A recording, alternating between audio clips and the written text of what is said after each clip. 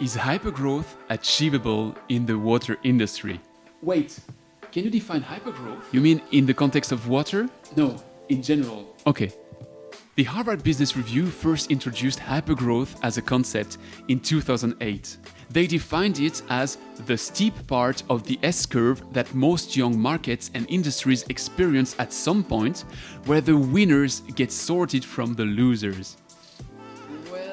Let me simplify this. A company that experiences hypergrowth is expanding and scaling at a pace that has seldom been seen before. In mathematical terms, the World Economic Forum gives you a hypergrowth badge whenever you grow by more than 40% every year. Hypergrowth is the typical path of a certain type of companies, the unicorns. Wait, they do exist? Yes, sweetie. Of course. Unicorns are private companies with a valuation of over $1 billion. The most famous former unicorns include Google, Airbnb or Facebook, and as per June 2021's count, there are 712 of them in the world. Can I have one? No, sweetie, sorry, because daddy works in the water industry. And there are no unicorns in the water industry or, generally speaking, in the environmental sector. Hence, my opening question. Is hypergrowth achievable in the water industry? I've bothered many of my guests with this one. Here are two of their takes. First, Gaetane Suzenet from the European Water Tech Accelerator. I don't think it's crazy. I think we should do it as well. I've been looking at different business models. Is the traditional VC model that we all know the right one for the water sector? That's a question. I don't have necessarily the answer today. But I think, if European startups were able to sell a service and not a tech, and especially with digital water, that would change considerably the success in the water sector. I like your ambition about hypergrowth, but if we had just growth to start with, I think, I would be a very happy woman. And here, Megan Glover's inside of you, experiencing rapid growth firsthand as the CEO and co-founder of 120 Water. I don't know. I think our philosophy is we just want to grow as reasonable and fast as possible as the market will allow. But I think the market has to be ready for it because you can't manufacture growth. I think you have to have venture capital that's willing to understand that the market needs to dictate when they're ready to buy innovation in water. They somehow both cracked the secret. To achieve hypergrowth, you need venture capital. Sorry, what's that? I'll explain.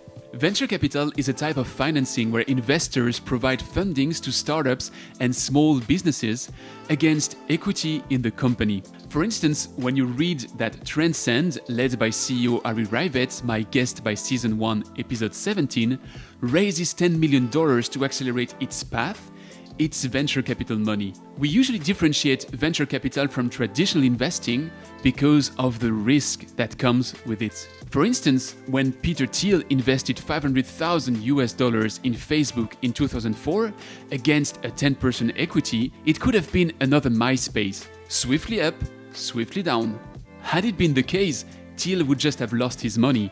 Instead of what we all know Facebook's success story, Peter Thiel sold his shares in 2012 for about $1 billion.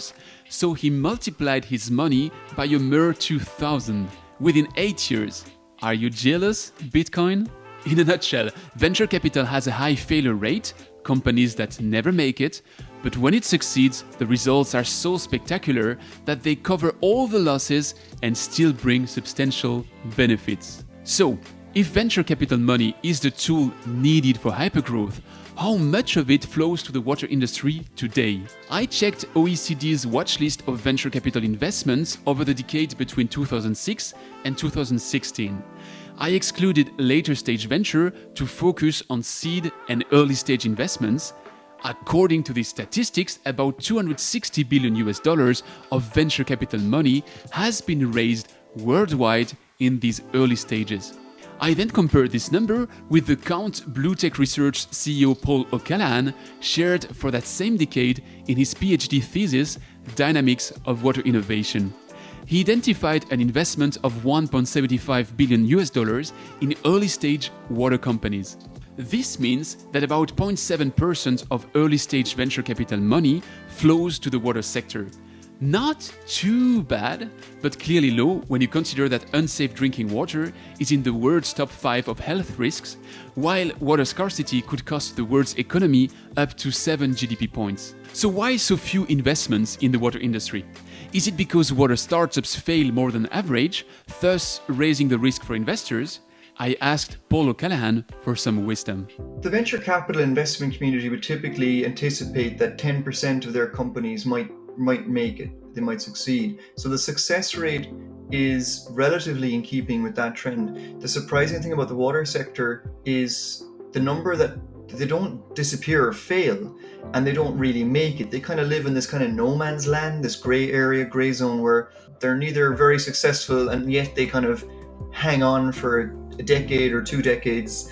So that's probably what's most unique, I think, about the water sector compared to other industries. So, no, water companies don't fail more than the average. But if that's not preventing them from achieving hypergrowth, what does? From the point where you take an idea out of a laboratory and you begin your first pilot to the point where it now is right in the middle of the market, there are 100 or more plants out there and the market's growing really rapidly, that whole time frame, that can take about 12 to 16 years. So if you're a startup company today in 2021 and you just did your first pilot, you would expect that maybe in 12 to 16 years time, this would be a mainstream market opportunity that's growing very, very rapidly. And it might move a little bit faster if it's a crisis-driven or a needs-driven market, but those are the average timelines. There we are. Innovation ticks at a particular pace in the water industry. A typical timeline for venture capital is to seek an exit from their investments after 7 to 10 years. But if you do so in the water industry, you'll be trying to exit when the company is still crossing the chasm, long before it gains traction. So, did we answer the starting question? Not really. Is hypergrowth possible in the water industry? Well, there are no examples yet that would prove it to be possible, and good reasons to explain why it never happened so far. Yet, if startup founders could leverage a better understanding of the way innovation ticks in the water sector, they may break the curse. Let me tell you that Paul O'Callaghan shares many helpful hints in that direction in the full-length interview he gave on the Don't Waste Water podcast. You shall check it out. Finally, another path to explore would be to see more dedicated investors focus on the water industry, be it early-stage accelerators like the Elemental Accelerator and the European Water Tech Accelerator you already heard on that microphone, or specialized venture capital funds and sustainable investors. Thus, hypergrowth may become possible in the water sector, and who knows, maybe even desirable. But that's a different story. Stay tuned if you don't want to miss it. See you soon.